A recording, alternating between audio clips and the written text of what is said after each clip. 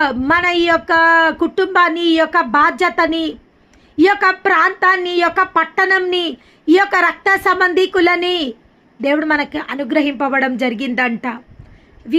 మనం ఏదో ఆర్డినరీగా మనము రాలేదు, ఆర్డినరీగా ఆ యొక్క ఫ్యామిలీలో మనం పుట్టలేదు.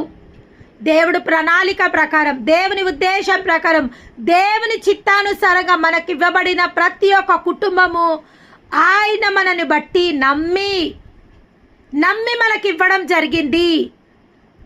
ఆ యొక్క నమ్మకం గురించి దేవుడు మాట్లాడుతుండే. ఎప్పుడైతే నువ్వు నమ్మదగిన దానిగా ఉంటావో, నమ్మకంగా ఉంటావో, నీ యొక్క నివాస స్థలంలో సమాధానం ఉంటుంది, నీ యొక్క ప్రాకారములలో నెమ్మది కలిగి ఉంటుంది. నువ్వు వర్ధిల్లుతావు తల్లి.